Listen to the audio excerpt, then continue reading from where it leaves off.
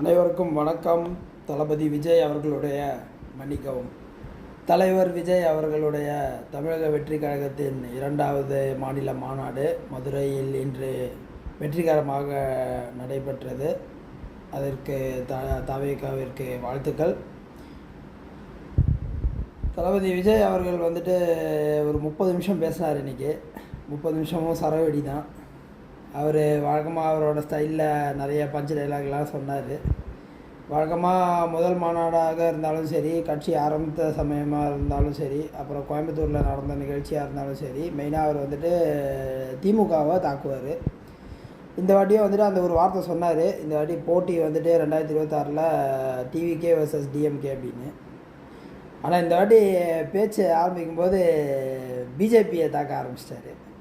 அது ஒரு விதத்தில் நல்லது தான். இப்போ பிரைம் மினிஸ்டர் மோடி கிட்ட நிறைய விஷயங்கள் இந்த மேடை மூலமாக நிறைய கேட்டார். அவங்க ஆட்சியில் செய்யாத விஷயங்களை பற்றி நிறைய சொன்னார். அடுத்து இதனால் அடுத்து இடி ரைடு பிஜேபி அரசாங்கம், ஒன்றிய அரசாங்கம் அடுத்து விஜய் கட்சி மேலேயோ விஜய் மேலேயோ இடி ரைடு விட்டாங்கன்னா ஆச்சரியப்படுறதுக்கு ஒன்றும் இல்லை. ஏன்னா வழக்கமாக அவங்க அதை தான் செஞ்சிட்ருக்காங்க.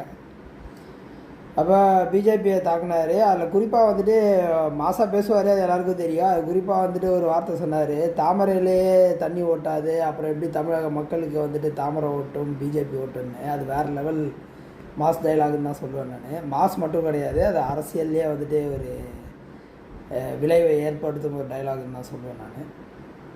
நிறைய விஷயங்கள் பேசினார் அது அந்த 30 நிமிஷத்தில். அப்புறம் வழக்கமாக திமுகவை தாக்குனார். அப்புறம் கான்ஃபிடண்ட்டாக இருங்கன்னாரு. நடுவில் வேட்பாளர் பட்டியலில் ரிலீஸ் பண்ணுறேன் அப்படின்னு சொல்லி மீடியாவுக்கும் தமிழக மக்களுக்கும் திமுகவில் வீட்டில் உட்காந்து பார்த்துட்டு இருந்த எல்லாருக்கும் ஒரு நிமிஷம் ஒரு ஹார்ட் அட்டாக் கொடுத்துட்டார், ஒரு 10 செகண்டு. அப்புறம் மதுரையில் வேட்பாளர் விஜய்னு அறிவிச்சார். அதில் மதுரை திமுகவே ஹார்ட் அட்டாக்கில் உட்காந்துருக்கோம் அந்த 2 செகண்டு.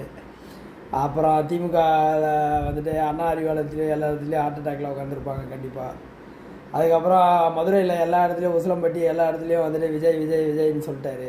அப்போ அங்கேயும் ஒரு ஷாக்கில் ஒரு டிஸ்ட்டு கொடுத்தாரு. நிறைய விஷயங்கள் பேசினார். சில விஷயங்கள் அவர் ஒரு தலைவராக இன்னும் குறிப்பாக சில விஷயங்களை எடுத்து பேசியிருக்கலாம் அப்படின்னு தான் நான் சொல்லுவேன். அதாவது பஞ்சம் நிறைய பேசுகிறாரு. அவர் ஒரு உணர்ச்சிகரமான பேசுகிற ஒரு பேச்சாளர் அப்படின்றது இப்போ 3-4 மாநாடு அப்புறம் பேச்சு கோயம்புத்தூர் நிகழ்ச்சி எல்லாத்துலேயும் பார்த்ததில் நமக்கு புரியுது. அவர் ஒரு உணர்வுகரமாக பேசுகிறாரு. ஆனால் ஏதாவது ஒரு டாபிக் எடுத்து அது குறிப்பாக எந்த அளவுக்கு பேசலாம், அது எந்த அளவுக்கு இம்ப்ரூவ் பண்ணலாம் அப்படின்னு குறிப்பாக பேசணும் அப்படின்றத இனி வர மாநாடு